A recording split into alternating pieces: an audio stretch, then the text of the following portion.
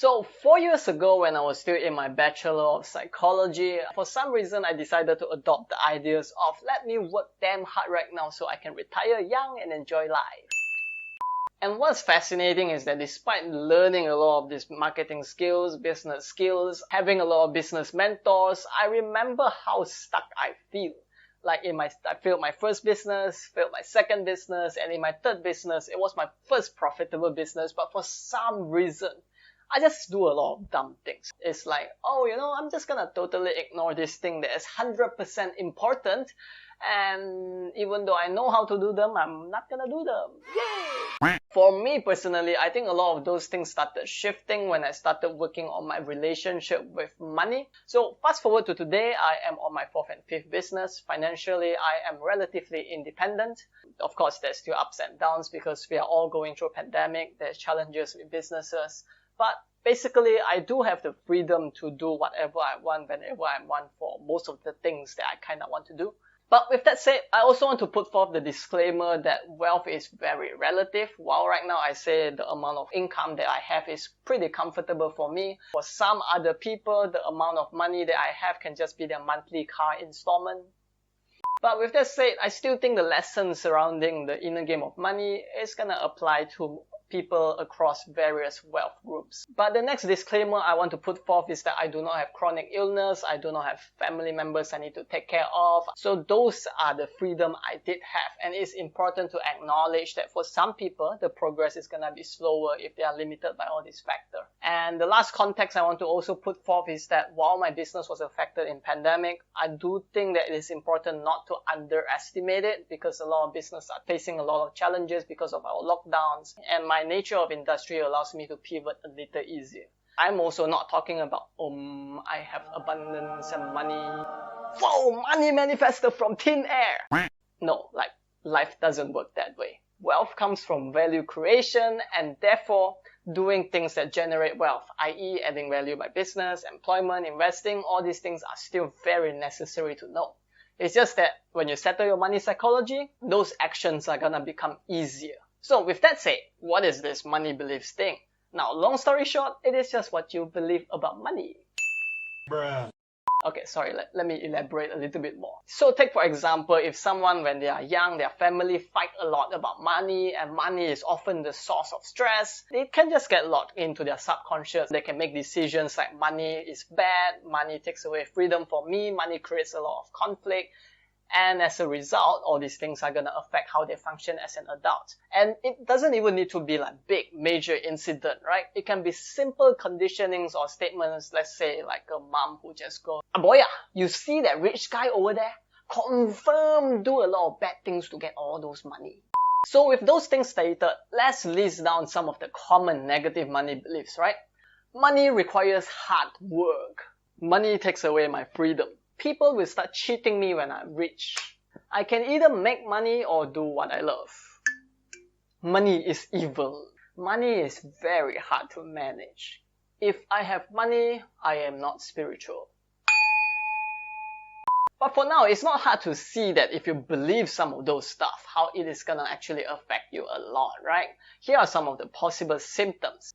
I was supposed to do finance, but for some reason, I feel like doing dishes become my life purpose. Track money, I got it in my brain, yo. Wait, why is my wallet left with $1? I'm only gonna invest in fixed deposit because it's very safe even though inflation is totally gonna kill my money's value. My service is $1. Hard work to make money makes me feel good. Sorry, what's numbers? I don't understand numbers. I'm gonna buy you this meal, the next meal, and the next meal, and you cannot buy me anything. So next is how do I know if I have money beliefs issue or I just simply need to be patient in my business or career? For me, the biggest tip is really about noticing the emotions around money. Like, does it feel scarce or you actually feel that there's enough money to go by? Personally, I would say it's a very safe bet to work on both money psychology while you also work on your businesses. Finally, let's talk about some practice to really work on some of our money beliefs, right? Typically, what I've seen so far is that there's two main branches around money belief, money inner game, money psychology. The first branch is around discovery and removal of all of these negative money beliefs. And the second branch of practice is about affirming and planting the positive money beliefs. Now, the first branch typically that involves identifying the discomfort and the challenges around money. And if there's a lot of emotions, like whenever it comes to money, there's a lot of stress, there's a lot of tension, typically underneath those things, there are then money beliefs that we can actually work on. And in most of the courses and programs I experience, emotions can be a very good access point too. Like a simple example is once I had a coachee, right? It just kind of went like, well, what do you feel around money? I feel sad, like I don't deserve all this money. Okay, with that said, I would like you to be with the emotions, and could you go back to the earliest point where you feel this emotion, this sense of tightness around, oh my god, I see that fight around money and how because of money my parents just stopped talking to each other. So at that point in time, what you decided? Decided that, money is the source of conflict and, I don't want to deal with money. So after you identify and you discover those things, then it's also important to reframe and shift some of this root, right?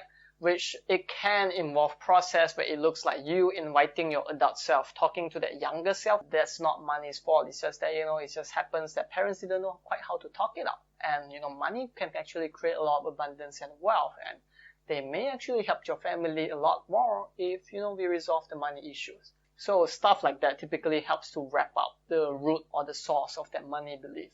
And the next branch of practices involves a lot about affirming that money belief, right?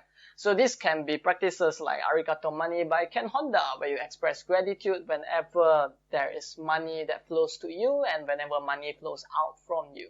And you can also do things that affirm certain identity of wealthy people. Like some authors have spoken about dressing up in a certain way that makes you feel confident and wealthy. You can read magazines that are only read by some of the top wealthiest people just to affirm in the identity of wealth. Disclaimer, I'm not saying for you to go like, boom, let me buy a Lamborghini right now. Not smart at all. We want to buy things that we can afford that affirms the identity instead of just getting into debt just to get this identity inside.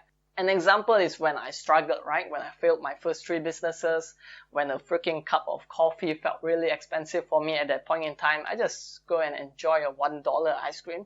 And when I take that in, I just affirm that, okay, this is abundance and wealth, like really feeling that in.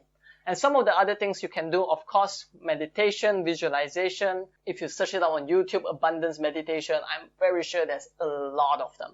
Just find those that really allows you to tap into the feeling of abundance. And the final thought is that it is also a lifelong venture and journey, right? I wouldn't say I figure everything out. It is just, these are what I've learned at the moment.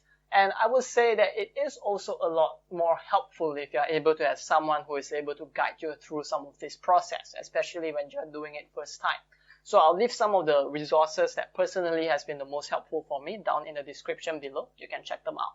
So if you have more questions, you can comment down below. And if you would like me to share about any other topic, feel free to comment down below too. And otherwise, I'll just leave you to have a very good day and I'll see you next time.